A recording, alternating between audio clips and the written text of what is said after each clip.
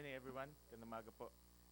This meeting is now called to order. Let me direct the committee secretary to acknowledge resource persons for this morning. Good morning. May we acknowledge the presence of Assistant Secretary Carlos Bernardo Abad Santos. Good morning po. Deputy Director General Rosana Ordaneta.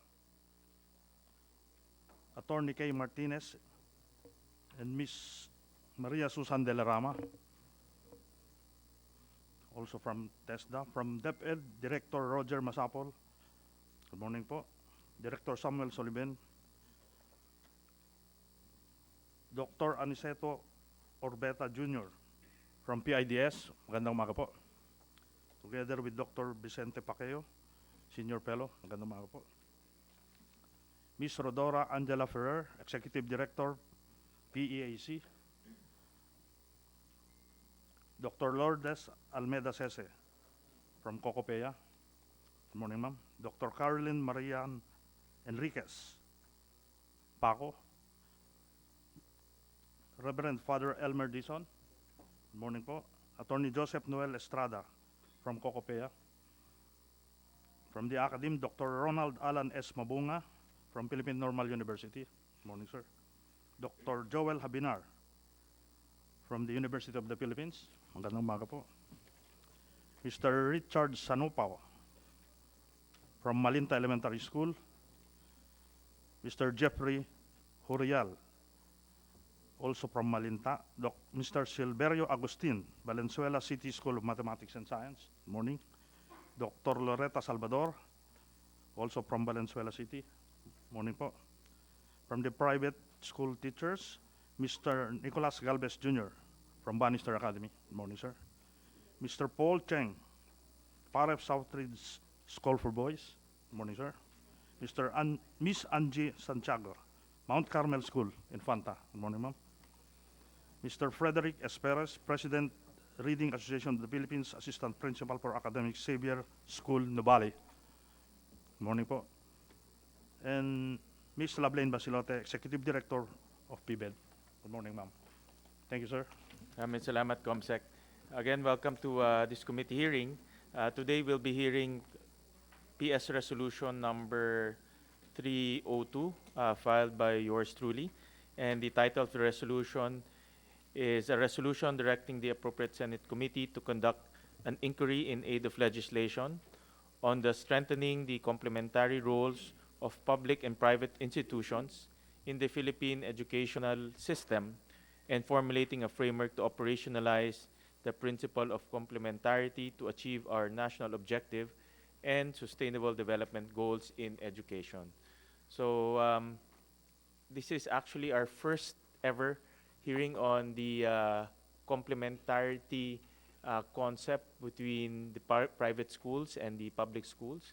Although we're not alien to this relationship between the public schools and private school, this relationship has existed for many years already, and the private schools have been an invaluable partner in giving quality education to our youth and in delivering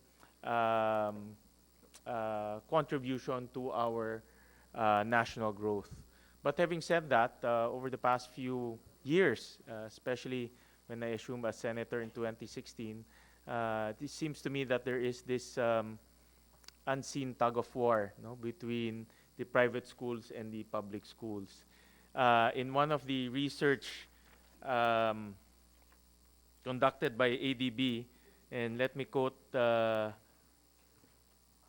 what they said in this research. ADB said,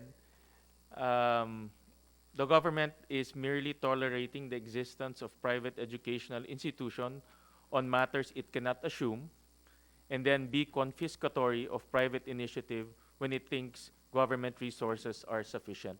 No? So merong ganito pong comment ang ADB based on their independent research. But then again, our Constitution made explicit the complementarity roles of the public and private institution. And let me just read the exact provision in our Constitution.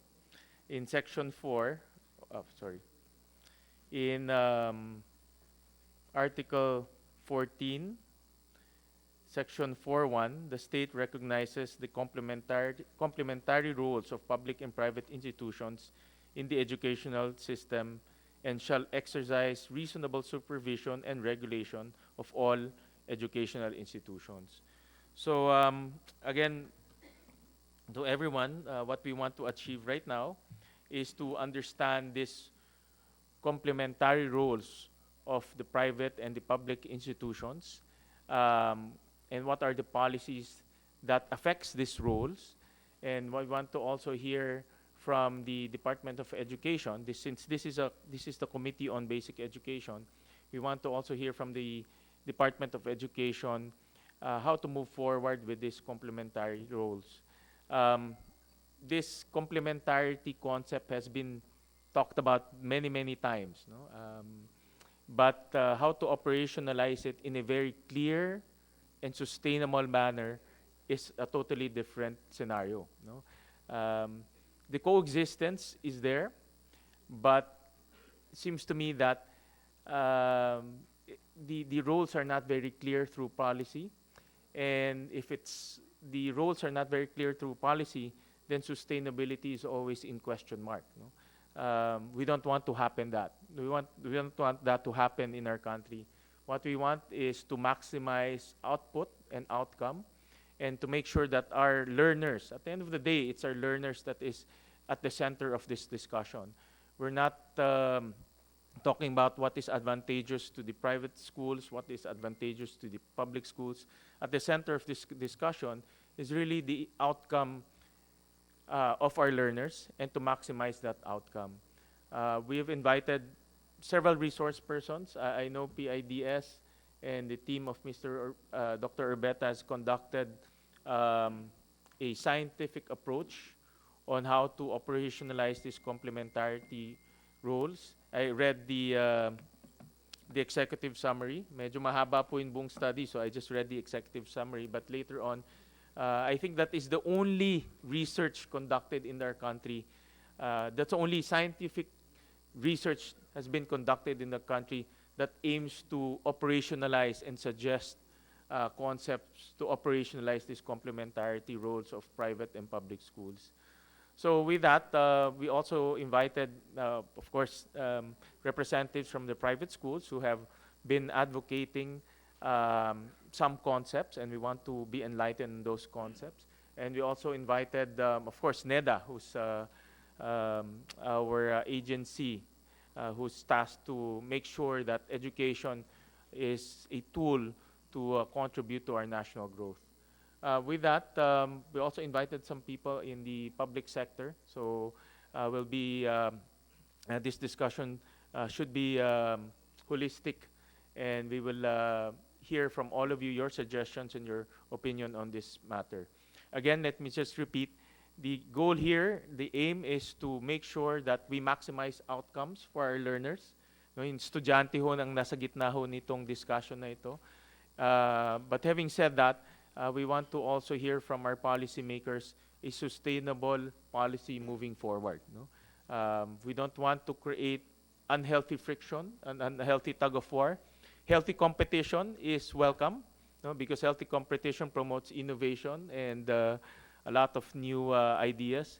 But we want to make sure that it's sustainable, no? So that everyone maximizes the return, especially our students. With that, we will now turn over the microphone to the Department of Education to enlighten us their policies on complementarity, and also what are the existing policies that surrounds complementarity, and what are the issues also that hounds this symbiotic relationship. And we also understand what DepEd's view on moving forward. With that, we turn over the microphone to Dr. Sullivan, sir, or so Dr. Masapol of the Department of Education. Thank you, Mr. Chair. Good morning to everyone. Um, um, just a brief background. Before the trifocalization of education system, an integrated Department of Education, Culture, and Sports is existed a mammoth department which was trifocalized by a law. Uh, but before the trifocalization, there is this Bureau of Private Education in the Department of Education. But after the trifocalization, it was there was a creation of CHED for the higher education, and then a creation of TESDA for the technical education, and then there was no creation of a bureau for the private education. So that's why our instrument, the current instrument for now, DepEd, in operationalizing the complementarity is through the DepEd Order Number 88 Series of 2010, which is the Manual of Regulation of Private School, and then it was slightly amended by another DepEd order in 2011. This is very timely because currently, Mr. Chair, we are in the final stage of improving and strengthening the Manual of Regulation of Private Schools, and we are in the final stage of presenting this to the EXICOM for consideration. And then we are also considering holding another meeting with the Organization of Private Schools for the final presentation of the revised DepEd order and manual of regulation. The other thing is that we have this program under GASPE, this education service contract where the government provides financial assistance to students in private education. And then the other thing, the new one, is the voucher program for senior high school that are studying in private schools. Now, the current issues are the following, based on our consultations that we've conducted. Before the program of voucher, we have some difficulties from some private schools of getting information, like when we implemented the learner information system through provision of providing the learner reference number to every student, we have difficulty of getting enrollment report from private schools. Some of the private schools, but many, almost 87% before this policy, 87% of private schools are reporting. But it's not complete, so we cannot get the whole picture of enrollment in basic education if some private schools are not reporting. But when we implemented this learner reference number in our system, the reporting of enrollment has increased and dramatically increased. And it was also complemented by the implementation of the voucher program, where recipient private schools of the voucher program are required to report enrollment. So that's why we are happy to inform you, Mr. Chair, and then the rest of the partners private schools, that we are now in the 99% compliance to the enrollment reporting from private schools. And then we really thank the private schools of providing the DepEd a good data that we can use to improve our relationships. The other thing is that on the part of curriculum, I will ask Director Sullivan to articulate some of the regulatory policy of DepEd when it comes to curriculum. Mr. Chair. Right. Yeah, go ahead, Dr. Sullivan. Morning po. Good morning, Sir Chair.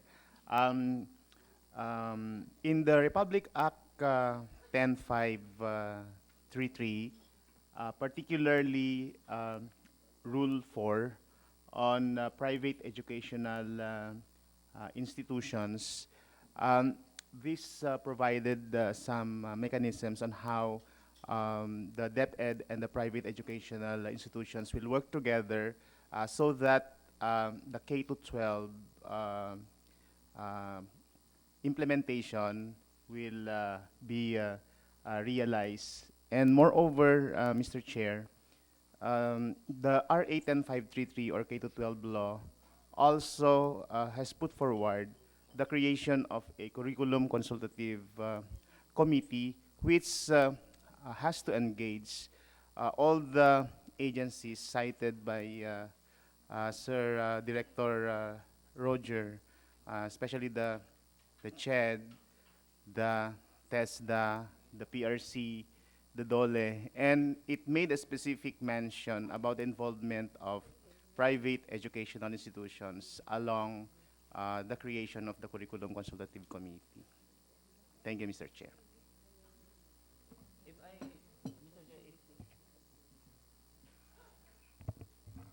I'd like to cite some data, Mr. Chair, on share of private school in our educational system.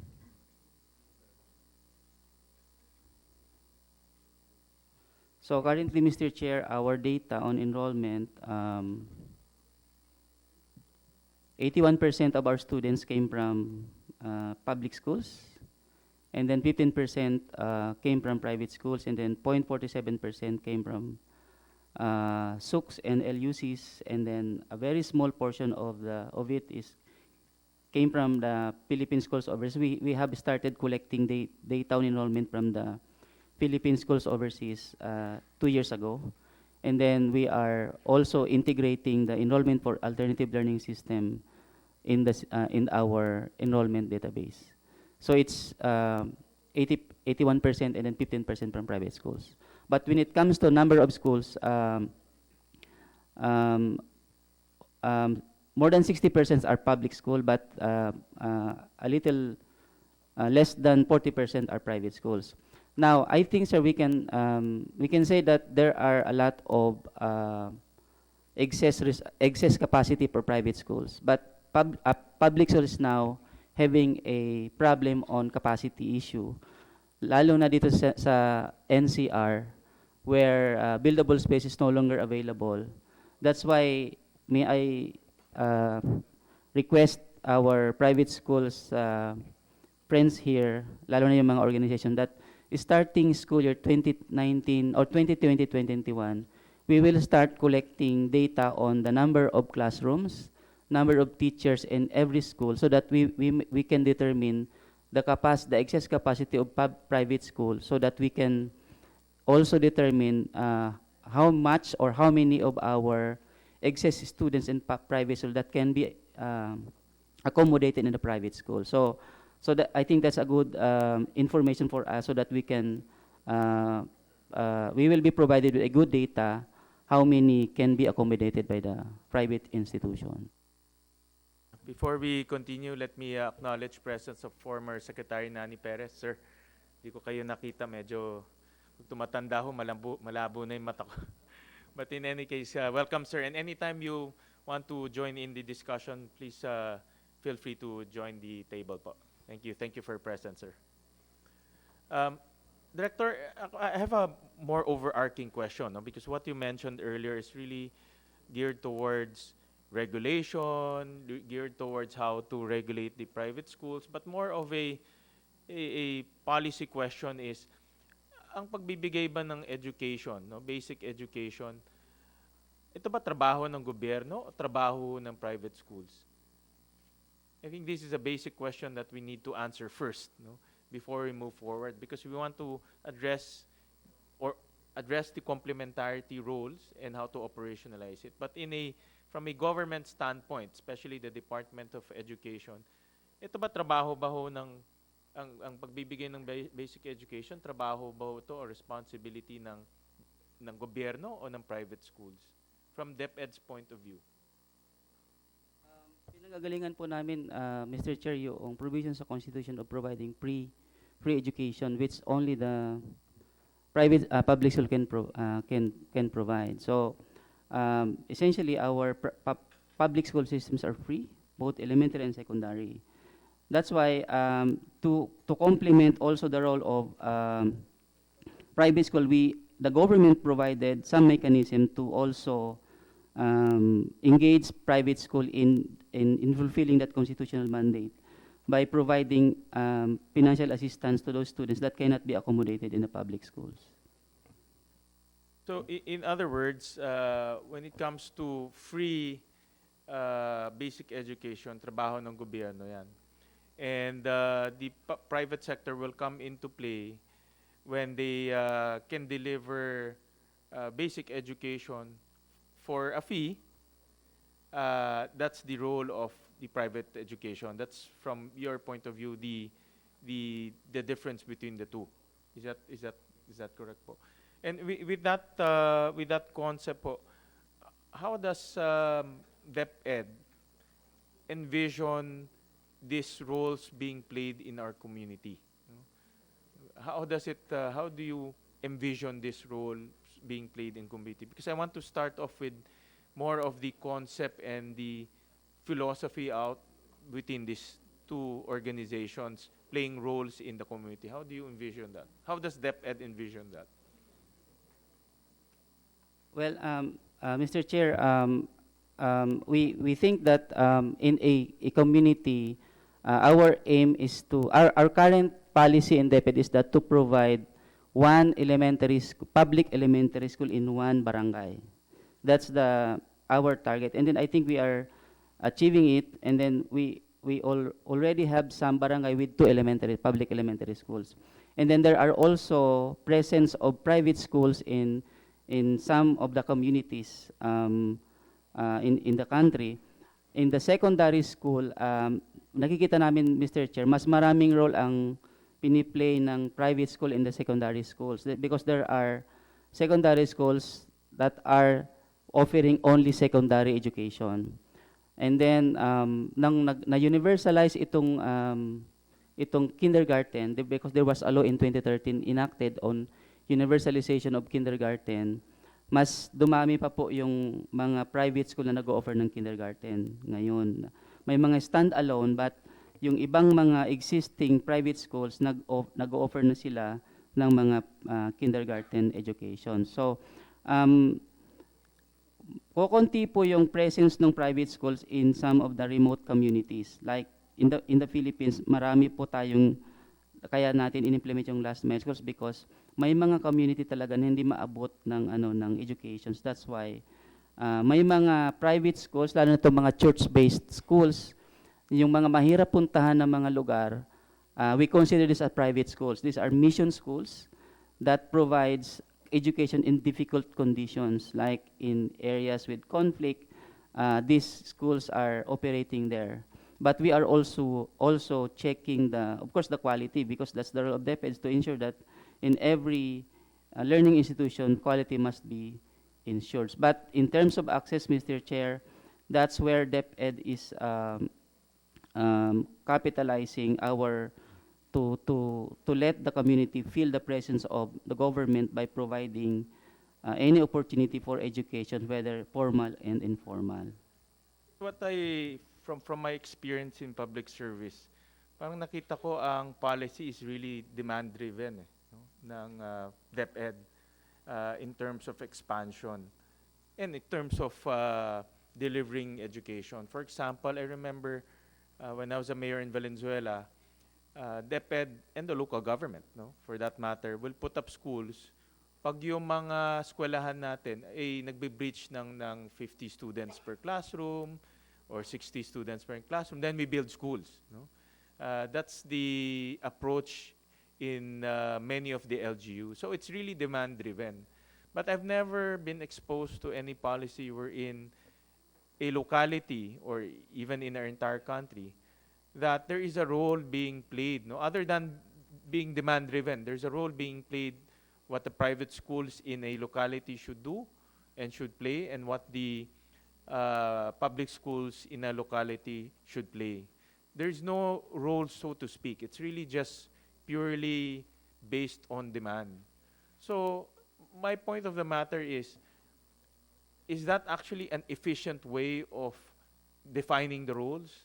Basta nagbe-breach ka na ng 60 students per classroom, patayo na tayo ng classroom. Is that an efficient way of defining roles? Because that seems to be the only concept that defines the role of private schools and public schools. No? And that's why yung comment ng ADB is quite accurate, that government is confiscatory of private initiatives when it thinks government resources are already sufficient. So we're being accused of confiscatory because the policies are not so clear. No? In fact, there's no policy. In this case, the roles are non-existent. There's no role, so to speak. No? The roles are defined again by government putting up classrooms because of breach of the student to classroom ratio. So from DepEd, I want to understand deeply what is your view on the roles that private schools and public schools should play in the community. Meron na pag-usapan niyo ba ito sa DepEd? This type of philosophical question? Si Secretary Briones po has started to look at this complementary thing between public and private schools. That's why she called for a review of the current regulatory tool of DepEd over private schools, Mr. Chair.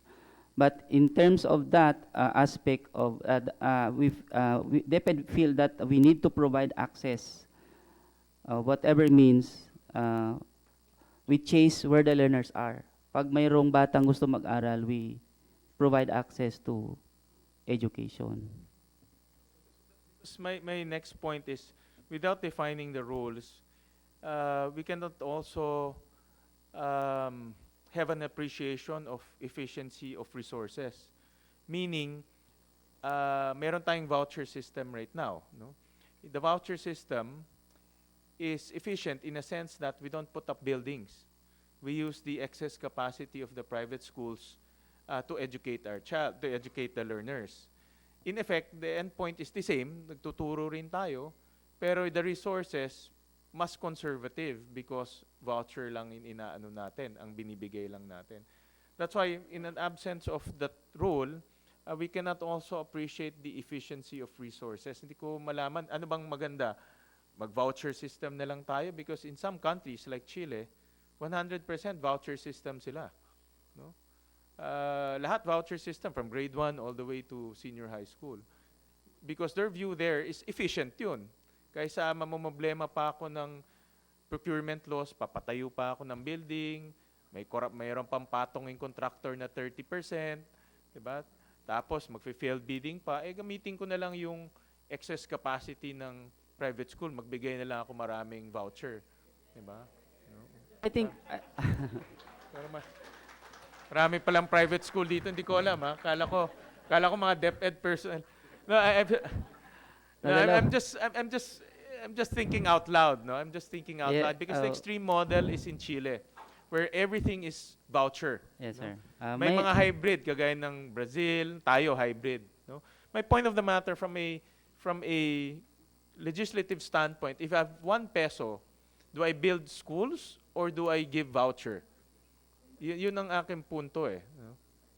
If I may reply, Mr. Chair, when we started the senior high school, we introduced the expanded GASP program, which is on a voucher for senior high school. So that's why when we say if we spend 32 billions for voucher or 32 billion pesos for voucher and then ESC, if we convert that into classrooms, for example, if we decide to use this 32 billion for building classrooms, there's a lot of classrooms that we can build. But we decided to, the management decided to just, allow learners from grade 10 to go to private school and provide voucher. I think that's a starting point where we can already, Mr. Chair, think of a permanent and sustainable solution for this complementary that we can build on what our gains in the provision of voucher and then service contract in the junior high school. And then there's also a thinking of why not expand also the GASPE in the elementary schools. That's why, because the assistance for voucher and then the GASPE or the education service code only for the secondary schools. But mas marami pong estudyante sa elementary schools. From a policy standpoint, and Secretary was once a congressman also, ang resources natin, konti lang no? Agawan ng pondo every end of the year. In fact, there was this big controversy wherein DepEd couldn't spend the money for classrooms. Alam niyo yan, this year, tinanggal lang kayo ng 80 billion because yung classroom na dapat nyo ipatayo last time, hindi na patayo. No? Hindi na patayo. So there's always this problem of underspending. Ngayon, my point is, if may problema tayo sa underspending, may problema pa sa corruption, baka mas efficient na puro voucher na lang tayo. O mas efficient pa nga, the other... Hindi. Teka muna, I'm just thinking out loud. I'm just not saying, hindi ko sinasabi ho, nagagawin ho natin yun. No? Hindi pa at least. In fact, in other jurisdictions, in the US and in in England, they have what they call charter schools and also academies, wherein the government gives money to build schools, where the private runs those schools. Because nga the private is more efficient in terms of spending resources. No, let's admit tayo, the government is inefficient in spending resources. But having said that, my point of the matter here is which is the more efficient mode, because ang kagandahan ngayon in our senior high school, half of our senior high school is in the voucher system. So ang kagandahan ngayon, we have now a taste of the voucher system on a larger scale. No? We should actually maximize our learnings in that voucher system because that impacts also efficiency in resources. And I know that for a fact, every end of the year, parati tayong nagdidebate kung saan kukuha ng pera, bakit hindi nagagastos yung pera. No? So, my point is, ano bang mas efficient based on your research and understanding? Because wala tayong hindi clear in roles nitong dalawa private and public. But ang clear dito, yung resources natin, ang fact dito, resources natin kulang. No? So saan? Kung may 1 peso tayo ngayon, saan ang pinaka-efficient natin gagamitin? Yun ang aking tanong sa DepEd. Sir, just to give data, 84% of students now in private schools are subsidized by governments, either in junior high school and then 84%. May mga top up po kasi, may mga top up yung sa junior high school. Based on statistics, based on the recipient, more or less, based on the data, 84% of students are receiving assistance. But of course, yung sa junior high school, mayroon pong problema doon sa top up. And then doon sa private schools, may mga nagsa-start siya, pero dahil hindi kinaya yung top up, on top of the minimum voucher or minimum assistance, may mga humihintong mga bata at hindi kinaya yung top. I think the problem is that yung top up, kasi iba-iba naman kasi yung level of amount ng tuition sa mga private school. May mga mababa, mayroon mga private school na fully dependent on voucher and then fully dependent on ESC. And then mayroon ding mga nakikita kaming externalities on this policy because there are mga bagong nagsulputang mga private school na maliliit. Tapos pag medyo na-delay yung yung pagbigay ng bayad ng DepEd ng assistance, medyo nagkakaproblema yung mga maliliit na private school because they are fully dependent on the voucher and then on the on that. But Mr. Chair, just to say that we are also exploring other means on how to efficiently deliver our education system. And then of course we look at private, because that's why, as I've said in my opening statement, that starting this school year, the coming school, we will start collecting information on the number of classrooms of private schools and the number of teachers of private schools so that we can determine the excess capacity of private schools so that yung shortage naman or shortage of capacity of DepEd, the public school, can be transferred to the private education. Gaano katagal na yung ESC? Mga ilan years na? 20 years na. Gaano katagal na ang voucher? 3 Yung years? senior high school po. 3 years, di ba? Have you conducted research on ESC and voucher system in terms of efficiency and outcome? I think, sir, may nagawa ng mangilan-ngilan yung PIDS. Hindi, kayo, DepEd. Wag mo turo PIDS. Iba naman ang PIDS. Kayo, DepEd. Yung ano po kasi ng DepEd po, we rely on the third party evaluation ng aming program. Yeah, but meron nga kayong ginawa? Meron na kayong ginawa? Outcome and efficiency. Well, check ko pa sir kung mayroon kaming Oh, nagawang because study dapat on that. dinala nyo yun dahil yan ang punto natin because that will also help us enlighten how these complementarity roles should be operationalized. We have to lay down the basis for those roles. So in other words, in the next hearing ho natin, please explain to us yung research nyo on ESC and also on the voucher system in terms of outcome and also efficiency. Because we're also looking at efficiency here. Again, resources are very limited. No? And just to give you uh, uh, some of, if you talk about outcomes, no, and I just want to share to the body itong tinignan namin.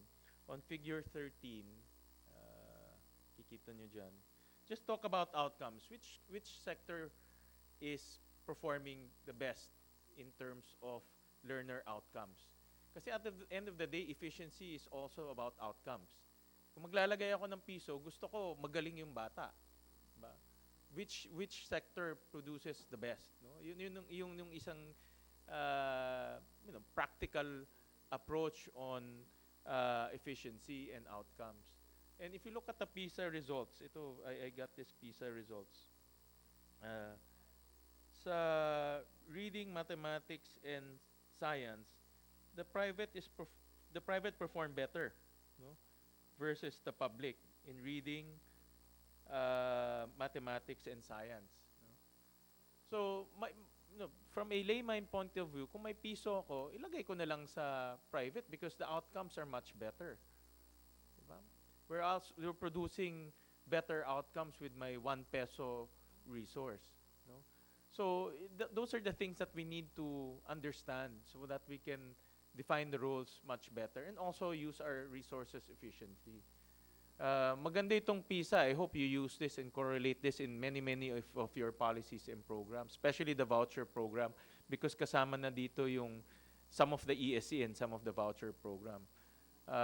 Again, from my policy point of view, just by looking at this graph, it seems to me that the private school perform better, meaning my 1 peso performs better with the private schools.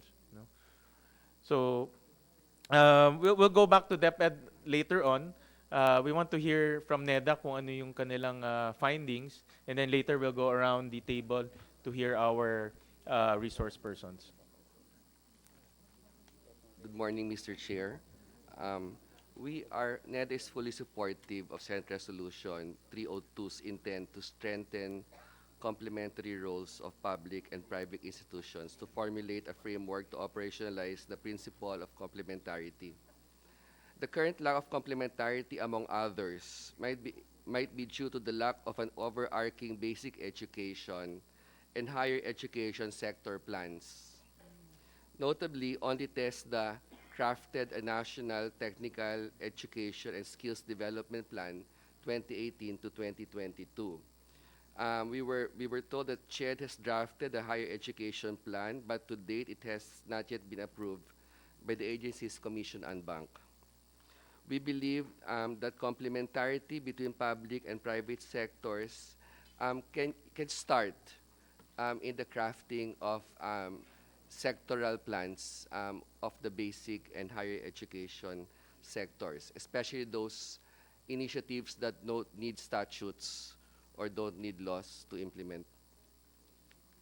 Currently, complementarity is driven by subsidies for basic education and higher education. And again, under basic education, there are several forms of subsidies like ESC, HSSVP, JDVP, TVL.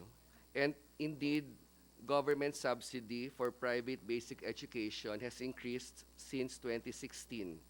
In total, government subsidy and assistance budget has increased from 21.2 billion in 2016 to 36.7 billion in 2020, with the largest amounts going to private schools under the ESC, SHSVP, and the JDVP-TVL.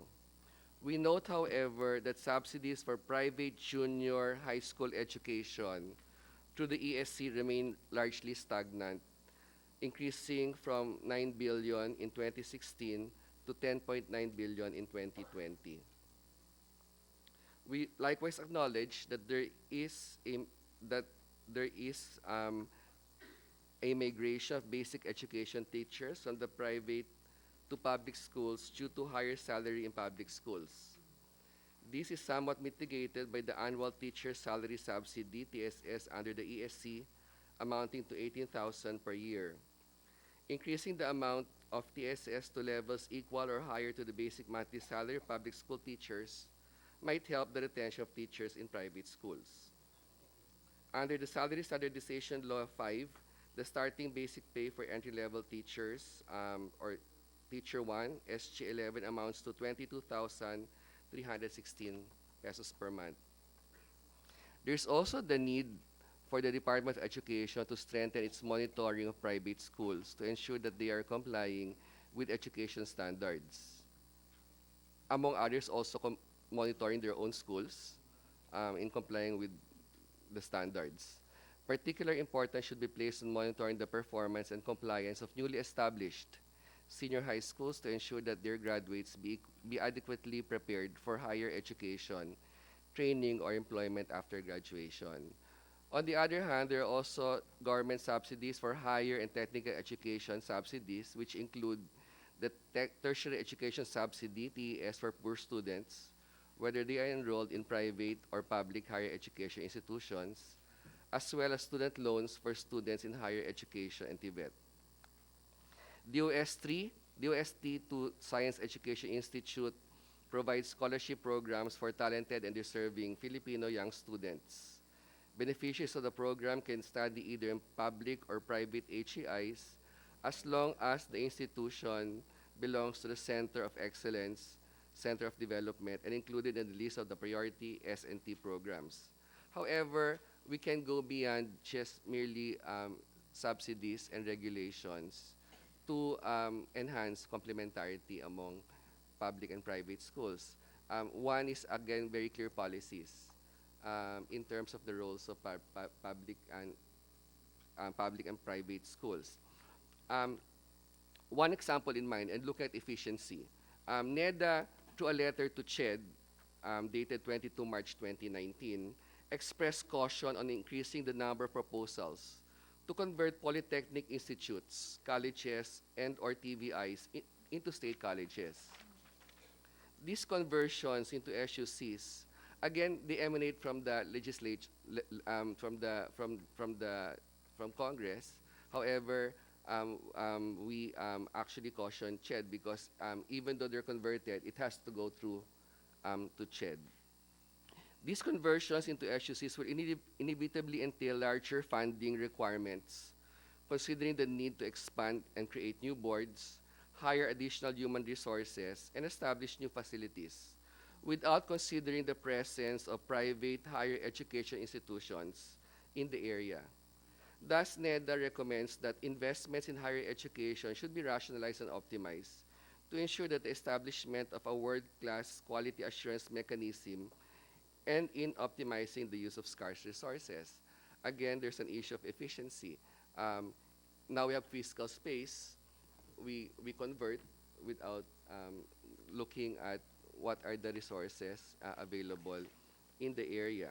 Again, Dr. Chat Manasan of PIDS has extensively studied this because a lot of SUCs are allowed to open courses that are not part of their core competencies, and they have campuses even outside of the regions where they are, and thus competing not only with SUCs in other regions, but also with private higher education in other institutions in other regions. Moreover, we recommend harmonizing the program offering of public and private higher education institutions to level the playing field and to minimize the migration of students to public higher education institutions. It may be noted that SUCs are allowed by their charters to offer programs outside of their core mandates, while private higher education institutions need to go through a more stringent regulatory process. While the TES under RA 10931 incentivizes public HEIs to undergo program recognition and quality assurance by CHED, there is a need to ensure that the principle of socially beneficial competition is promoted in the education sector with the goal of achieving accessible quality education. Again, um, there are issues of capacity constraints, performance in terms of learner outcomes, and distortions and competition issues. Again, I see that mandating the increase in the salaries of teachers in public schools is a competition issue, and it can be seen through an issue of competitive neutrality. But again, there's also another side, and I don't like teachers to be, uh, but then it can be looked from a competition. And so again, we're seeing now that with these three issues in the public sector education, public education sector, again, we need to improve and to again legislate and institute complementary mechanisms. And I guess the collective wisdom of the people in this and in this room, and again deferring to the results of the study of Dr. Paqueo and Pitts, again, we see a lot of different opportunities. Thank you, Sec. And we recognize presence of Senator Binay. Ma'am, good morning. So, Sec, what you're saying is because of the lack of that development slash sectoral plan, the roles are not defined. Among others. And again, we feel that these plans are the venue where the complementarity can start. And you're saying only TESDA has that plan, and how they define the roles of private TVIs vis-a-vis or versus Versus TESDA. TESDA-run TVIs. Yes, No? Your Honor. Which I think dapat wala na rin ganun, no? But in other words, TESDA is the only entity in the education sector has defined that, no? Okay. And sa CHED, did they define that already, right now? But it's purely naka-define na ba sa CHED yung kanilang approach on complementarity? Because that's more pronounced, no? We have 50-50 ratio there in terms of private and public school population. But in the NEDA's point of view, has that been defined? Well, the main complementarities in CHED would be basically looking at the subsidies, second in the curriculum development, and third, they already started, Mr. Chair, in the internationalization of higher education. They already included private schools in their programs for internationalization. They've started, but we feel that again, a clearer policy should be there, especially in the issue where I said that in conversions, in approving courses, you have to look at basically what is in the terrain. Let's say if a SOC, if the coverage of a SOC is one province, then in terms of defining courses, you have to look at what are the private HEIs in the area, in the province, and again, define where you can optimize resources and not unnecessarily compete. Itong non-definition of rules, how is it affecting our national development, no? From NEDA's point of view? Because basic education is such an important ingredient to national development. No?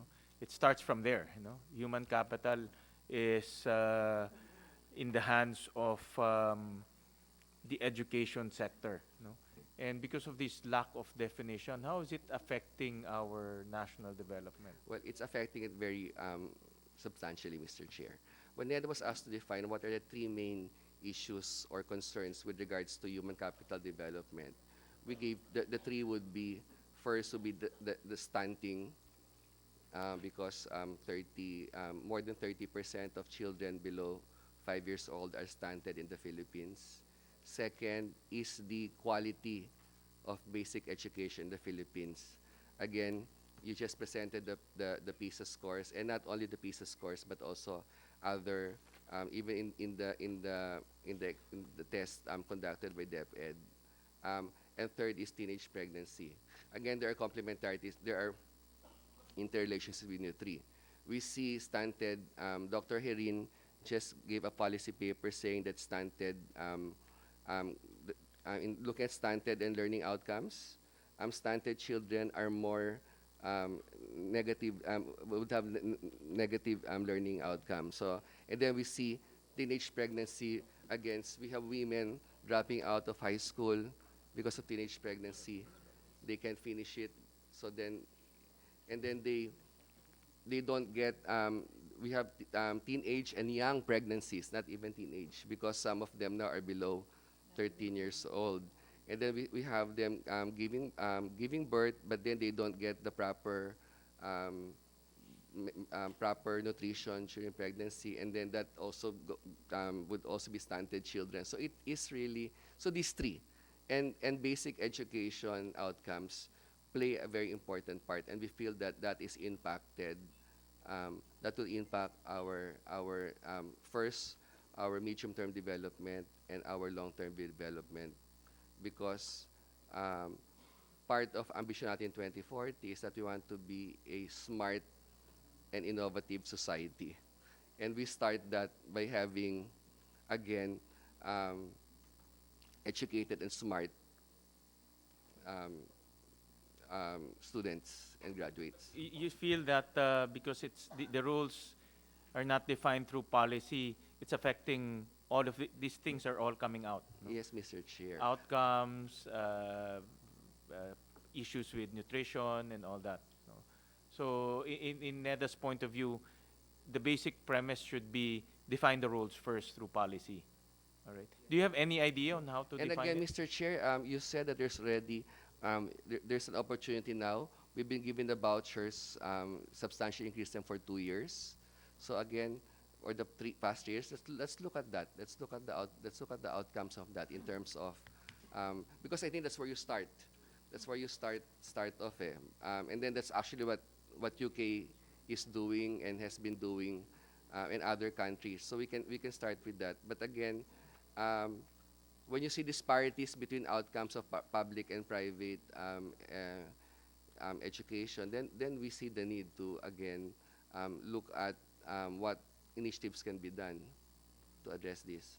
Thank you, Asek. We'll go to our other resource persons. We'll ask you again later on, no, Asek. Secretary Nani Perez, any comments po in behalf of the org that you represent, sir? And after hearing all of these things, Thank you, Mr. Chairman. The institution I represent supports Senate Resolution number 302, and the context of the resolution, particularly the second whereas clause, has specified a lot of concerns involving private and public education. When I speak of public education, I refer not only to the state colleges and universities, but also to local colleges. Because aside from state colleges and universities, many of the rich cities and municipalities put up also their own local colleges. And the second whereas clause speaks of, number one, migration of teachers to the public sector. It's not only the migration, but it's the manner that the public sector is getting the teachers from the private sector. They try to get them in the middle of the school year. Then how do you expect us to get a replacement for these teachers? When you encourage our teachers to break the contract with us, you have to bear in mind that there is a provision in the civil code that if you encourage breach of contract, you are liable for damages.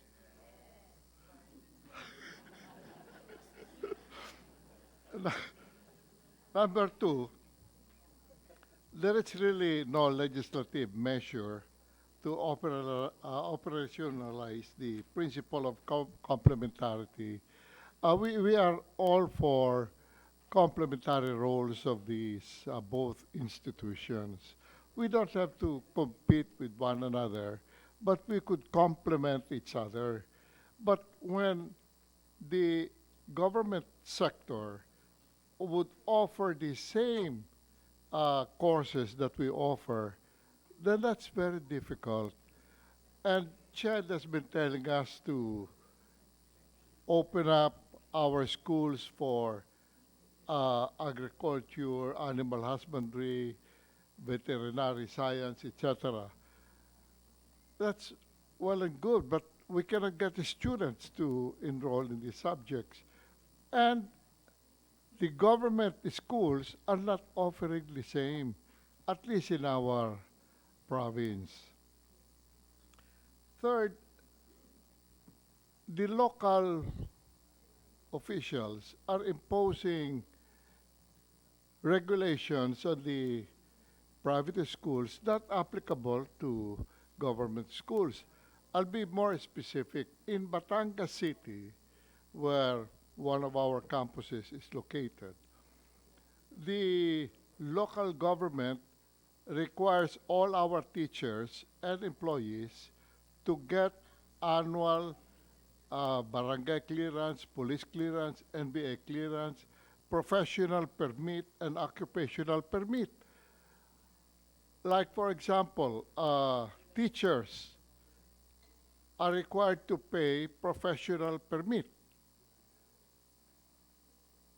But those in the government sector are not required to get professional permit. So why? Why is there a bias against those in the private education? We have to line up and get barangay clearance, police clearance, NBA clearance, and then pay permit aside from the privilege tax. A government teacher is not required. Kami lang. Bakit? Galit ba sa amin ng gobyerno? Yun lang ang itatanong ko eh. Talaga hindi ko maintindihan kung bakit.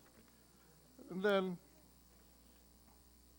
we have always heard from the government sector that they want to level the playing field. Lahat yun. Lahat permin sinasabi. We want to level the playing field. Wala pa ako nakikitang leveling of the playing field. So that is why we support the Senate resolution. It is about time that the government recognizes the role of the private sector in the education of the youth. We play an important role, but we do not claim that we alone are playing an important role. We recognize the role of the government sector. But please, do not be prejudiced or biased against the private education. Wag naman. Bakit kami lang ang pinahihirapan yun? Sa kwan, hindi. Sa gobyerno, hindi. At saka, kung mang-pirate ng teachers, wag naman sa kalagitnaan ng school year. Kukunin nyo sa kalagitnaan, saka kung may kukuha ng substitute. Eh, wala kami makukuha ng substitute. Kaya ang mangyayari, yung dadaan lang yung bibili na suka, kukunin mo na lang. That's all, Mr. Chairman. Thank you very much. Thank you. Thank you, Secretary Nani Perez. Mr. Chair, Sec Nani, for the past 6 years, I don't know kung si Senator Sherwin will share the same learning. Para natutunan ko ho na ang pamahalaan ho ay #1 violator. For example na lang ho, dun sa usapin ng ENDO, ang government ho, ang pinakamaraming job order tsaka casual. So yung kinukwento niyo ho is parang nothing new. Gusto ko lang ho tanungin sa DepEd, can you confirm or deny the statement of Secretary Perez? We received this, Madam Senator this kind of things that are really happening during the recruitment period of. But the Secretary has ordered the issuance of a policy to address the issue. So we will address the timing of the recruitment, and then of course 100% to respect the provisions of contracts of the teachers. But yes, may mga ganun pong nangyayari. And then yung sa usapin ho ng kumaga requirements, pag nasa private school kayo, mas maraming kailangan na i-comply ang isang teacher compared to entering government. Hindi ako pa familiar sa pag-recruit po ng private school teacher po. Pero parang mas matindi po sa public kasi ngayon kailangan na ng drug testing result. Nagdagdag na po tayo ng ganun. May mga padagdag yung mga clearances, marami pong ganun. Sa private school po, I'm not privy doon sa kanilang requirements sa pag-recruit ng teacher. Siguro, Mr. Chair, can we just request DepEd to provide the committee a listing of kung ano yung mga kailangan i-submit if you're applying for a teacher in government, and then can we also request yung private sector to submit para the committee can compare kung talagang may discrepancy pagdating dun sa mga requirements. Secretary, can I make clarification doon sa sinabi nyo? Ito po bang ganitong nangyaring pirate quote-unquote ng mga private school teachers to public? Nangyayari po ba ito both sa basic and higher education doon at least doon sa Batangas University? Sa basic education lang po. Sa higher education, hindi. And aside from that, it's the local government that imposes additional tax on us, a tax that is not being paid by those who are teaching in the government sector, like professional permit. We have to get that. Pag hindi naman namin ni-require na kumuha ng professional permit ang mga teachers namin, the mayor will not grant us the mayor's permit, and then we'll close our school. That is the difficulty. And that is an added burden on the teachers. Pero those who are teaching in state colleges and universities and local colleges and public schools are not required to pay occupational permit. Secretary, yung ganong requirement ho ba, is it a LGU imposed requirement or is it a national? Hindi national. Kasi sa Batangas City lang, sa Lipa, hindi eh. So I don't know about in other places. Baka galit Parang lang sa akin LGU yung mayor. imposed requirement.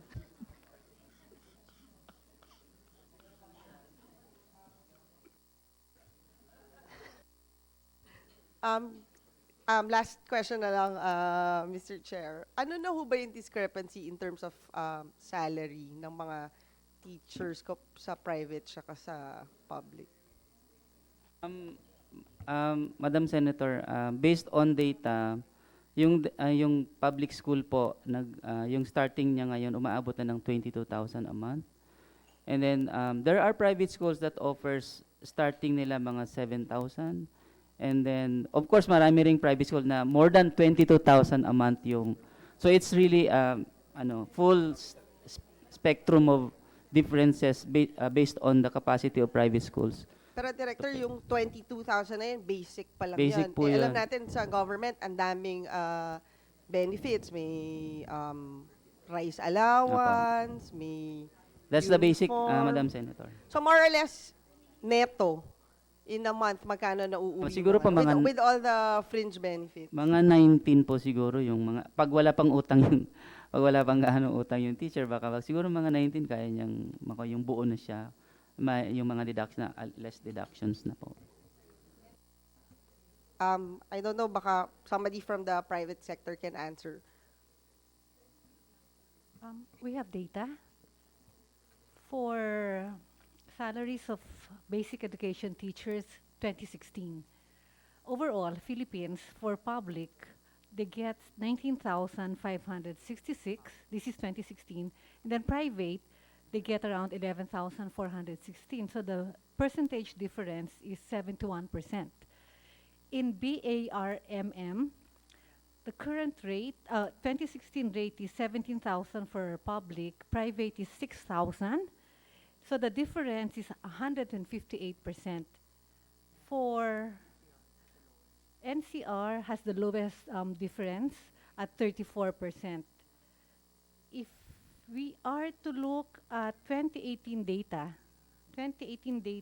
Philippines nationwide, 21,000, public, private is 12,000, so a difference of 66%. And the biggest difference would be in Region 10, Northern Mindanao. Public gets 22,000 versus 7,000 for private, or a difference of 226%.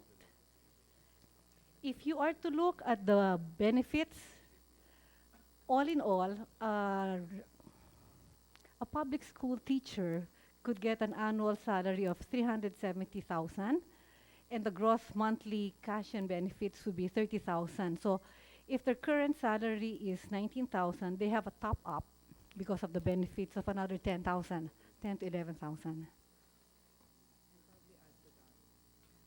In the private, Ah, that depends on the school.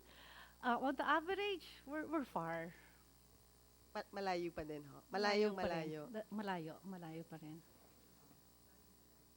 Senator, good morning. And just to add, no, Senator Binay, Senator Gatchalian, on top of that, the Special Education Fund can only be utilized for public schools and public school teachers. Thank you. Director Masapol, no, I want to urge DepEd to look at the complementarity concept carefully, because without a formal plan or development plan, it also affects the operation of the private schools, which in turn affects the outcome, no? And nasabi ng secretary that in the middle of a school year, mawawala yung guro. Ang kawawa naman ho dun, hindi naman yung eskwelahan, kundi yung estudyante, no? Na nagtuturo siya doon, kilala niya na yung estudyante, biglang mawawala yung teacher. So these are the offshoots of lack of any formal development plan or any direction in terms of complementarity. And it's really about time. The hearing is really to flag DepEd to look at this very carefully and to formalize it already. Dahil wala talagang formal concept. There's a concept, but there's no formal document, so to speak, in terms of operationalizing it. That's why we see a lot of disruptions on the ground, and we don't want to happen. What we want to happen is smooth an operations ng public, smooth an operations ng private. Of course, the issue of salary is a political issue. Alam naman natin yan, no? But what I don't want to happen is disruptions in terms of operation. And we can manage that if we have concrete policies. And we'll request that from the Department of Education in the next hearing to show to us what policies do you employ so that we eliminate disruptions, no? We also have representatives from the private schools. Dr. Lulu Sese is here to articulate the position of the private schools. Doc? The Chairman of the Senate Committee on Basic Education, Honorable Senator Sherwin Gatchalian, Honorable Senator Nancy Binay, DepEd, CHED, and TESDA officials present, our association presidents, school heads, top and middle level school administrators, faculty, and friends from both the public and the private education sectors, good morning. Our Constitution is replete with principles in support of the complementary roles of public and private educational institutions. Foremost of this are the two fundamental policies of reasonable regulation of educational institutions and academic freedom of all institutions of higher learning. These principles are dynamic concepts which aim to address the needs of an ever-evolving society. With the greater role private education has taken in providing quality and innovative education in the last decade, it has become imperative to operationalize and strengthen the constitutional complementarity in education through legislation. We are fortunate to have the support of the Private Education Assistance Committee, or PAYAC, in commissioning the Philippine Institute for Development Studies, PIDS, to do a study in complementarity from an economic standpoint. And we are ready to present it in the course of this Senate inquiry. Extant in the PIDS study are key takeaways that may support the framework of a law on student subsidies, on maintaining the right balance of public and private institutions in achieving complementarity, and on tapping the private sector in helping government provide quality education with optimum efficiency. We also have various representatives from the COCOPEA who are here with us to present and discuss, as the committee may deem necessary, data on private school teacher salaries across regions, which President Caroline has just presented, PISA results evaluations, and other matters of concern. Finally, our objective in participating in this Senate inquiry is to demonstrate how the public and private sectors can work together in achieving the ultimate goal of having an integrated, complete, and adequate educational system where both public and private institutions strive in their respective roles, all for the betterment of our learners and students towards the end of realizing our national development goals. We have prepared a brief PowerPoint presentation for COCOPEA, if the senator would permit us to present.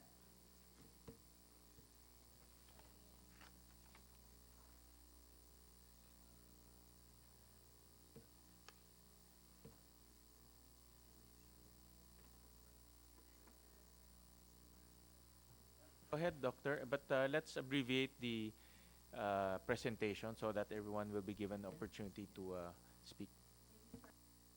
Uh, yeah, let's just go to the point. Yes, Attorney Estrada. good morning, Senator Nancy Binay and Senator Win Gatchalian. So in my discussion, I'll just touch on the points already included in the earlier discussions. So first and foremost is the policy framework and principles provided in the Constitution. So the problem really is, the issue is really how we operationalize complementarity.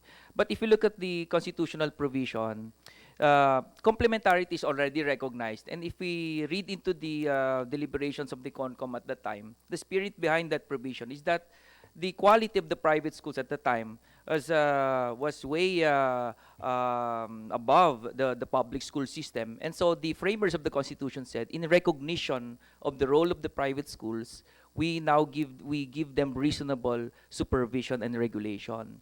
And if you also look at the discussion there, one of the framers asked, are we now closing all private schools because we're saying free public education? And the answer was no, we will recognize complementarity. That principle is very clear insofar as the Constitution is concerned. But when one of the framers asked, I remember in the deliberation records, one of the framers asked, why don't we define what is meant by reasonable supervision and regulation? And the framers said, this is a dynamic concept. We leave it to the implementers and to the courts to define. So there was no definition in the Constitution. But it is quite clear what is meant by reasonable supervision and regulation. In fact, ngayon po ginagamit na sa mga decisions ng korte yung CONCOM deliberations na yon in explaining what is provided in reasonable supervision and regulation, which is not control. No? That's very specific. External governance only, not internal governance. So, but I think while it is very clear, Since we already have the Department of Education, it was trifocalized, and it was decentralized further through RA 9155. We now have different regions under DepEd. The problem is, in their performing their quasi-judicial functions, in monitoring, regulating the schools, nawawala na po yung principle of reasonable regulation and supervision, which is not control, no, as extant in the CONCOM deliberations, and only external governance and not internal interference. So dun po nawawala because of different regions, the policy environment, iba-iba po ang interpretation. Number two, the Constitution says reasonable regulation and supervision of all educational institutions, which means public and private educational institutions. But by design of the law, no, yung BP 232, the Education Act, you see there, the establishment of a public school or government school is by law, and the authority to offer programs of the public school is simultaneous to the establishment. Meaning, from establishment, there is no set of criteria, there is no accountability on their continuing their program. Now, as opposed to a private school, which is provided in the same law, that establishment is through the corporation code, no, by law also, but the authority to offer programs shall be subject to regulation of the Ministry of Education at that time, which is now DepEd and CHED. So you see there, meron pong kulang na layer eh. So, ang sinasabi namin, when the private schools fail to perform and comply or satisfy with certain standards given to us by DepEd, we are closed, no? We run the risk of being closed, monitored, revoked of our recognition, etc. But I think in the public school system, there is no area like that, no? They just operate, and they're not accountable to anyone, except, of course, to the Secretary of Education. But if we're talking about complementarity and we're talking about outcomes, I think we can always trace the problem there, no? The BP 232 is a very old law, 1982 pa po yan. It precedes our Constitution. So if we're looking at reviewing and really operationalizing complementary, I would like to respectfully propose that we look into that law also. And then, I'd like to also emphasize, kanina natanong niyo po, Senator, yung whose duty is it, no, to provide education? The answer was for the state, etc., to provide free education. Gusto lang pong emphasize, under our Constitution, the duty to educate is the primary role of the parents. In fact, yung pong provision which provides free public education, the Constitution says, without prejudice to the right of the parents, to the natural right of the parents to rear their children. Why am I emphasizing that? Because it is relevant in the student's choice, the parent's choice. Meaning they should not be constrained to go to the public school system. First, if their means allow it, or if the government provides subsidy. So the subsidy should not be geared towards only forcing them to go to the public school system, because the choice of the schools actually belong to the parents, no? And that's important. That's always lost, ano po eh, in the discussion, policy discussions. Yung parents' choice, paano naman, no? And I'll defer. I'll stop on that.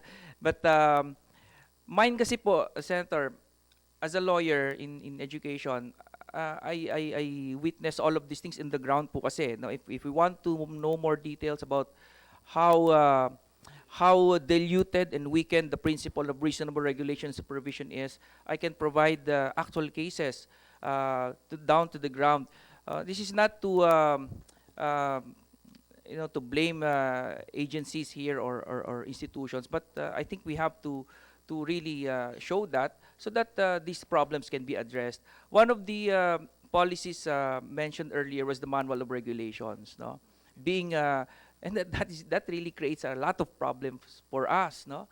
Also along the lines of reasonable regulation and supervision. So siguro po, if we will be allowed, we can discuss further on that. But we still have a lot of slides to present also. So thank you and good morning, Senator. Siguro, Mr. Chair, can you just cite siguro one regulation that siguro you think Ito po, very unfair fresh. for you? Sorry po, Senator. It's very fresh. Kahapon lang po, I was in a meeting. I will not, okay lang po, I will not name the school and the families concerned. This concerns about a bullying incident in a private school, no? A well-known private school. And the bullying incident, after the bullying incident, the student was subjected to the sanctions under the student handbook. and was meted. It was not the boy was not dismissed, but he was given a conduct grade of C plus. It's supposed to be dismissal under the handbook, pero ginawa pong C plus. But the parents did not accept that. They want to erase all records on the school's disciplinary office. But the school said that this is part of our rules, no? We are just following our handbook. So they went to DepEd, and DepEd ruled, no? And DepEd ruled, and the ruling actually says this sets aside the decision of the private school, and the proper decision is erase all records of sanction of the student. The school did not allow it, and unfortunately po, kahapon, I was asked by the school to go to their school because they're all afraid. They now have a subpoena.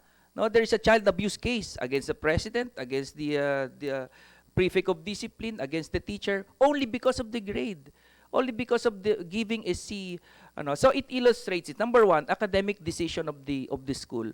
How far should reasonable regulation of DepEd should go? I can only answer that on the basis of jurisprudence, that the Supreme Court said academic decisions, including decisions on disciplinary proceedings, are not subject to review, not even by the courts, no? In the absence of capriciousness or arbitrariness. No, as long as due process was observed, that decision should be recognized, and even not even the courts of law can reverse that.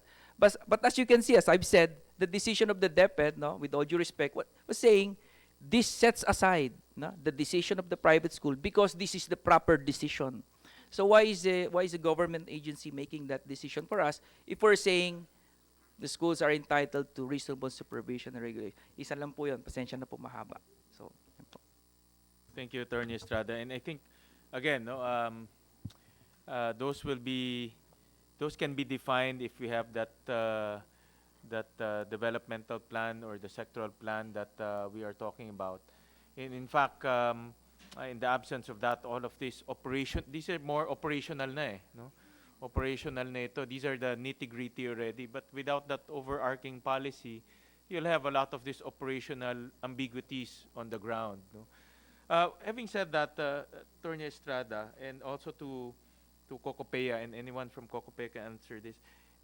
Earlier you mentioned it's a choice of the parents, no, to where to bring their kids to school, no, sa kanila na yon.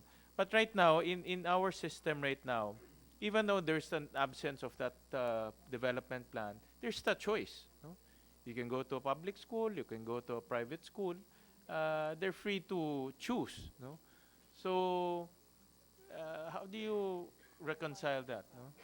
Meron lang pong specific issue doon. Like for example, very dynamic po kasi yung concept na yon. Like for example, they go to the private school because they have chosen that path, no? They start very early. For example, nursery, walang ganun sa public school system, so they wanted to start very early. They qualify in the private schools. This is a concrete example of that. But in the private school, while the students are admitted, here comes a regulation of DepEd that says, no, you cannot go to that because the regulation says that you cannot enter at a very young age. I'm setting an example, the kindergarten entrant age. Where a student, for example, because in the public school system, 5-year-old by June to August 31. But a specific example, meron pong September 1 ang kanyang birthday. But was admitted in the private school after qualifying, after passing all the admission requirements, which is also, the admission requirements are also prescribed by DepEd, so may minimum yan. So it's been complied by a student and a parent. But here comes DepEd saying, no, you cannot be given a learner reference number simply because your birthday is beyond the cut-off. So we're saying, if that's the case, then why are we giving the parents the choice? They wanted to study in a private school. But dun sa example niya, if that's okay, what happens to the child? Ano po, pangatlong taon niya na po next year siguro sa kinder, kung hindi pa rin pa siya. Nag-kinder po siya last year, pinangalanan na lang na junior kinder, this year senior kinder, pero since September 1 ang birthday niya, next year kinder pa rin ho siya. At talagang may psychological effect na ho sa kanya. At talagang sabi niya, bakit matatapos pa po ba itong kinder ko? Yun, no? Dr. Enriquez, Karen?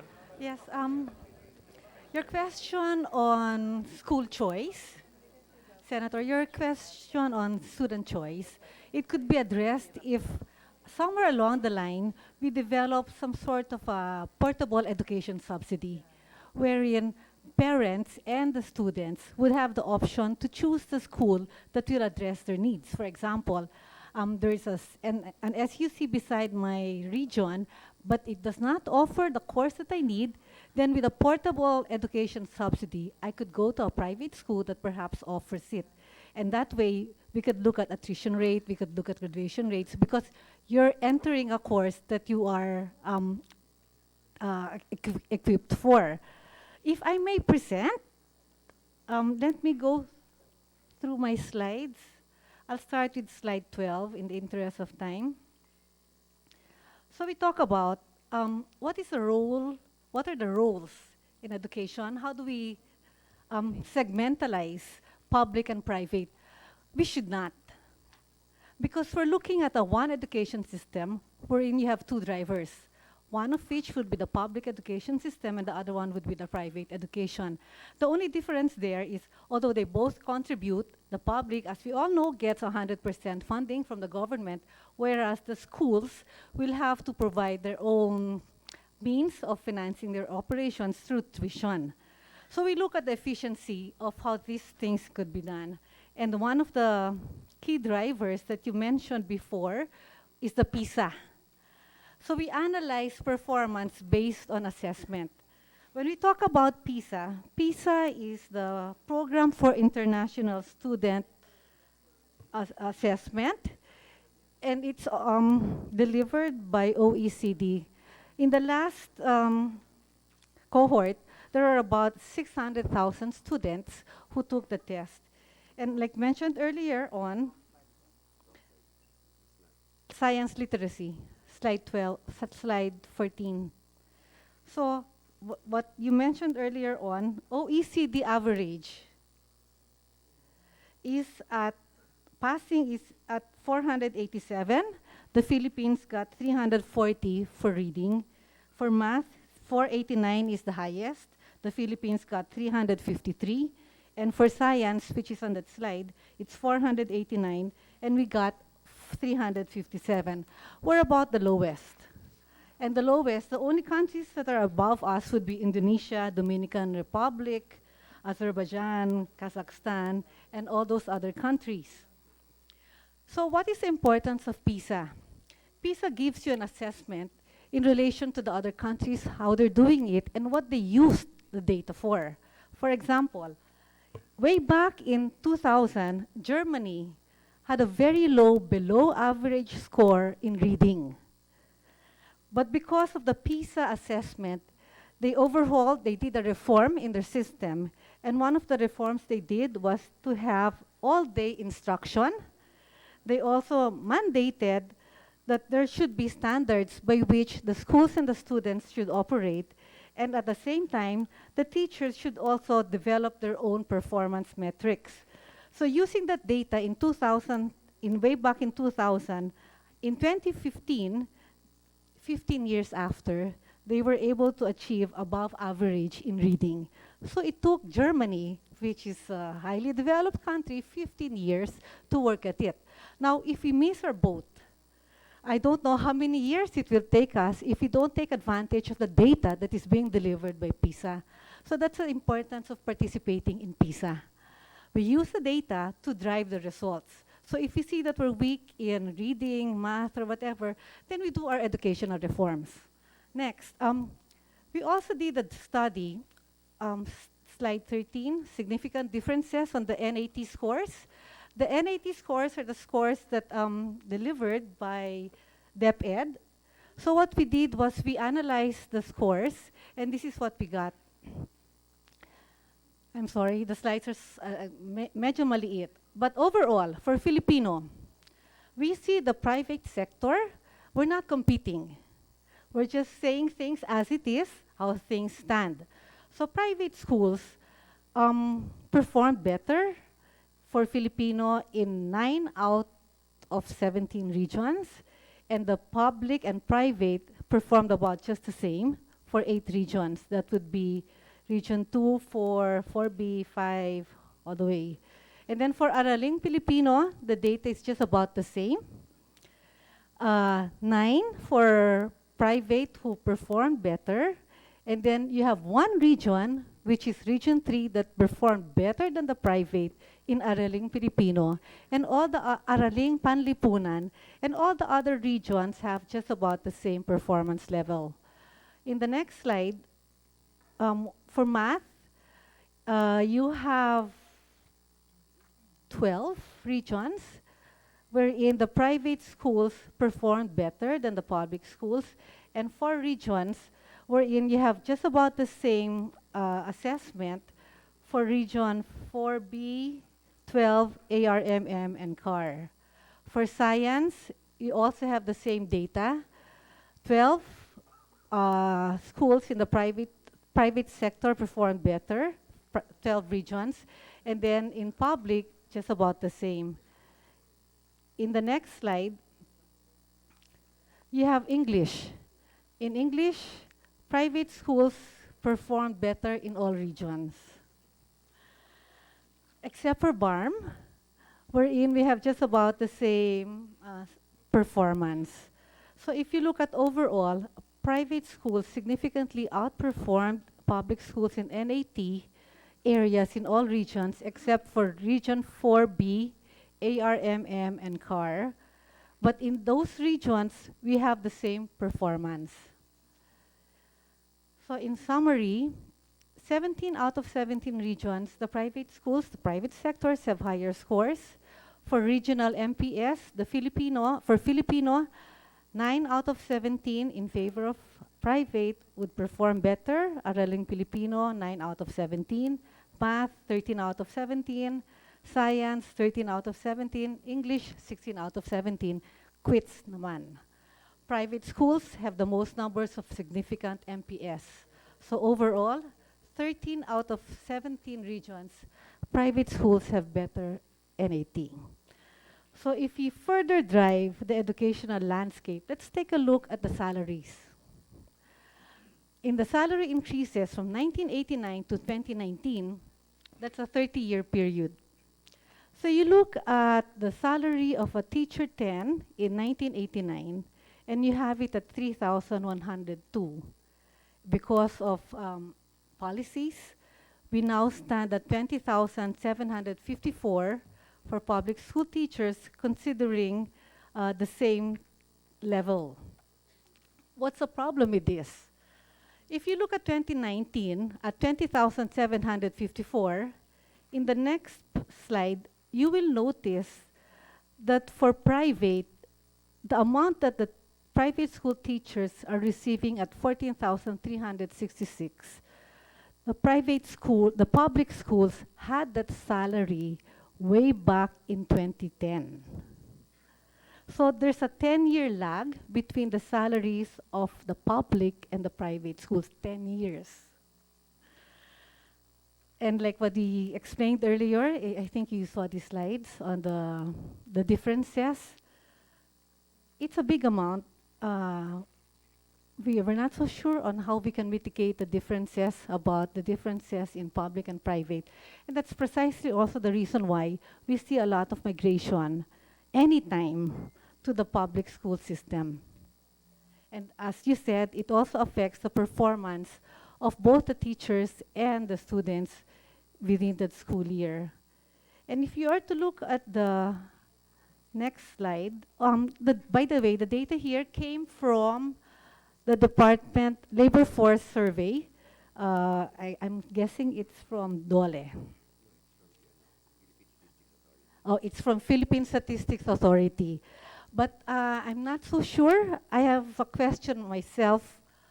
If you look at BRMM, in 2018, the salary for public is 14,721.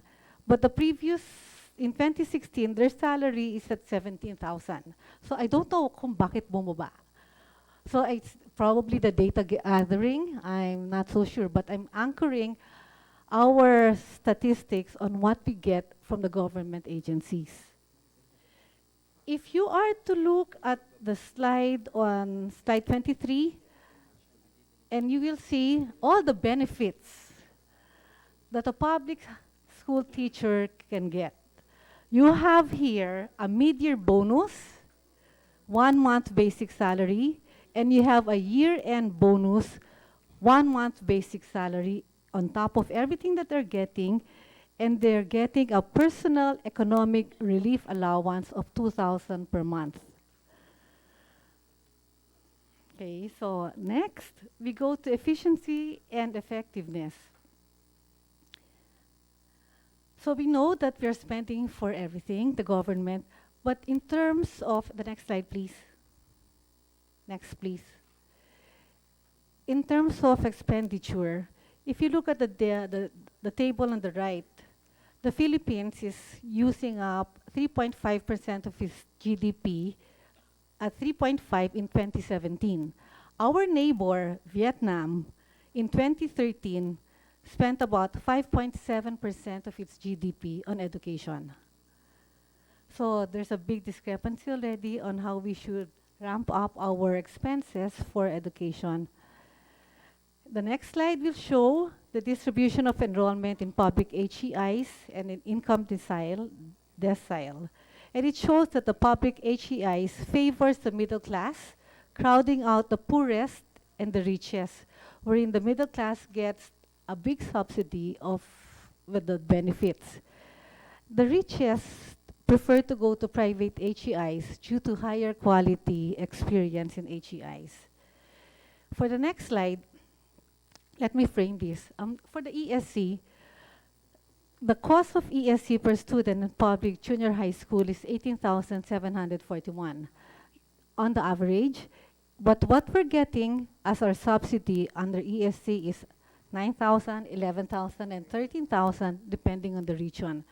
So you can see here that with the ESC, around 52% of the private institutions in participating in ESC are charging TOSF below the student GAA. That's already a sign that we're saving money for the government. In the next slide, at the time we had the SHS way back in 2016, all the private schools were worried because of the potential loss in income and that they have the free space because nobody would be going to college. So when the voucher system opened up, the private school system easily and participated in the SHS program. So if based on the data, 87% of participating senior high school SVP programs, 87% charge tuition fees less than 21,000. And then if that would be the data based on GAA, but it excludes cost of the classrooms and the land, and it only includes the administrative head. If you look at the blue line would include the land and the classrooms, but it excludes the administrative cost.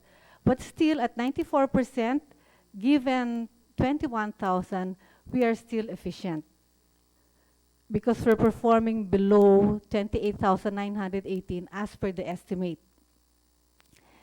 In the next slide, it's the same, considering the TOSF, wherein 66% of the participating school charge less than 21,724.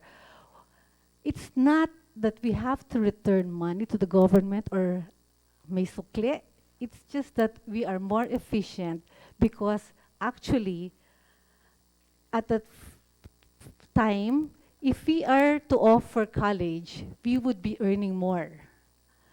Like we would be earning twice because of the semesters, but because we opted to participate and to support the government on the SHS program, the private schools willingly gave up the extra income and they took in the 20,000 given through the vouchers. And at that time, we're also saving the government because we charge, most of the schools charge less than the estimated cost of 21,000 using the GAA. But if you look at another costing, the blue line, it should be 29,000, and more schools would be charging less than that. So again, I think we save the government some money in that aspect by providing the education for senior high school. In the next slide, this would be showing the number of SHS students. It shows just about the same. The cost effectiveness of private schools with regards implementation of the programs for the government.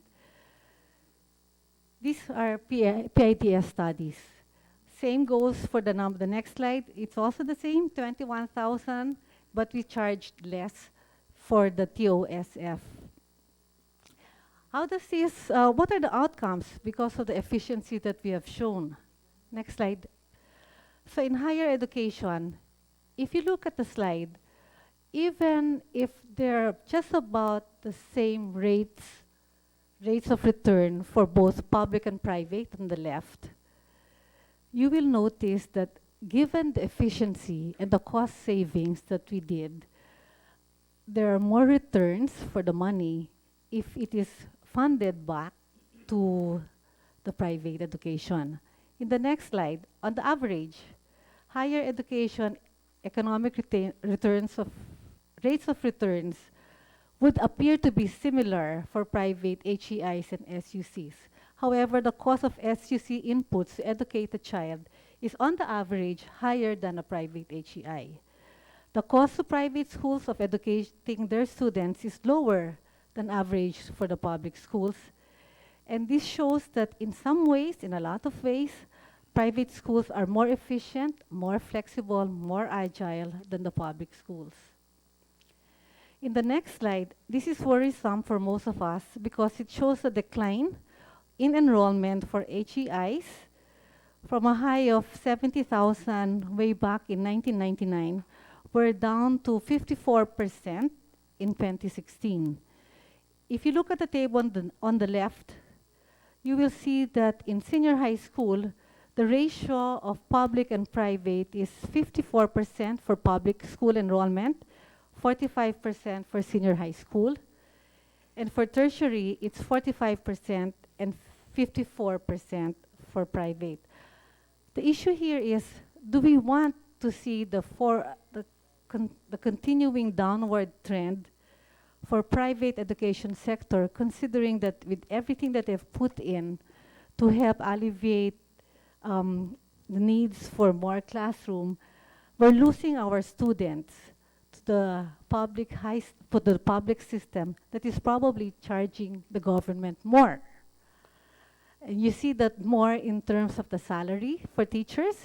You saw the difference, and you saw the performance wherein based on the NAT and also based on the PISA, the private sector is outperforming the public in a lot of ways. Next, we also want to show that the private education right now is being driven out because of the consequences of free higher tuition or near free public education for more expensive private education tuition. The crowding out of private education is induced by the expansion of public schools, colleges, classrooms, paid for by taxpayer subsidy. The decline is likely to continue unless government avoids policies that induce public-private education substitution. Our ASEC from NEDA, ASEC Abad Santos mentioned earlier on that a lot of issues are in a way detrimental to the private because we see SUCs and LUCs opening programs that are competitive with the current programs that are offered by the private institutions in a particular region. I just gave our ASEC a copy of the regional mapping, which we did, and it shows the different programs that are offered in a certain region, how many schools are competing for the same region, the top schools.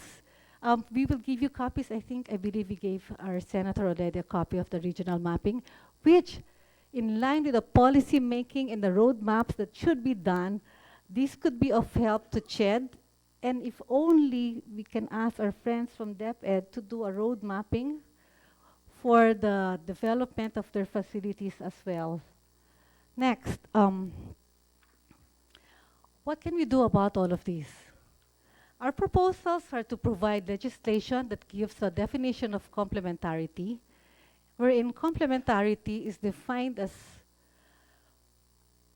shaping the relationship between public and private education sectors such that one sector's rise positively reinforces the value of the other. We do not compete, we synergize, and we fit into each other. Wherein at the end, the combined outcome of two activities, two separate groups, two segments working together is greater than the amount of each of them working separately.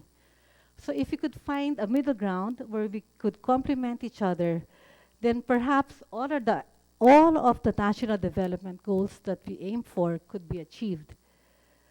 We also asked, if we may, that we provide policies that make students and parents focus on learning outcomes and not necessarily on the type of provider. And then we also ask if we could create a targeted portable education subsidy such that students enrolled in private schools will be largely indifferent to the cost of education between public and private, but with a focus on poorer students. Here, we initiate and we incentivize students to go to the schools of their choice, given some sort of portable education subsidy coming from the government. It talks about the need and the ability to be able to choose your school. And we also ask that we improve the quality of school choice. And how do we do this? We can ask for the creation of a labor market and human capital development observatory. This will be some sort of an agency that will maintain the data and the analysis of the performance of both sectors so that it is accessible to all, from the parents to the students, so they know which school to go to. And then we also ask to incentivize education as a social and economic driver by creating programs for human capital development. We're worried about our teachers in the private sector, and we hope that we could have some sort of a Teacher Salary Protection Act for all sectors. And how do we intend to do this? With regards the Teacher Salary Act, what can be done is to establish an average regional rate measure for private school teachers and have a subsidy to teachers in private schools based on the difference between that rate and the public school rates. And then we could limit the market distortions because of this Teacher Salary Protection Act. That way, we're able to preserve the teachers in the private school system, and we don't encourage the migration into the public system. When we ask for incentivizing education as a social and economic driver, we hope that there will be lifelong education and training for faculty, regardless of where they're at, whether they're in private or public, and upskilling of the professionals. If we take a look at the Singapore model, Singapore gives a skills future wherein every Singaporean aged 25 above is given close to $300, $400 as a skills future credit, which will be topped up and which will be used to acquire new skills throughout their life. So these are part of our wish list. And we hope that through Senator Win, through the government, we will be able to achieve what we all want for education. What we want is for everyone to be elevated so that everybody will be knowledgeable correctly. We have the correct skills, we have the correct mindset. That's about it. We have data. If you need, I could give you the expanded version for the NAT results per region. Mr. Chair, Dr. Enriquez, pero you mentioned incentives for the teachers, but as a private learning institutions, are you getting any incentives from government? Kunyari ako sa Fatima, may nakukuha ba kayong tax break? Or kunyari, pag nanalo ba I kayo sa forgot. ganitong award, meron ba kayong nakukuhang prize from... Here's the thing. A lot of schools aim for autonomous status, deregulated status. Not only because it helps level up the performance of their students, but also hopefully they get some sort of award. So if you are a non-stock, non-profit, yes, you can. But since majority of the schools are for profit and stock, we cannot even avail of any award or any grant as an institution. However, for teachers, yes, there are opportunities for them to be helped by the government. Wala akong ganun. Kunyari, yung school nyo naging known for, let's say, science. Wala kayo nakukuha na, kunyari, X amount for you to build your laboratory or, I mean, None. wala hong mga ganon. Walang ganon. Wala hong mga ganon. Wala pa. Mr. But there Chair? is for teacher salary, you know, there is for the teachers, for the individuals. That's why we also want to protect their teachers. Because in the end, it works best for everyone if we also take care of our teachers. Because in the end, you have good teachers, then you can have good students. And you have good students, you have good outcomes.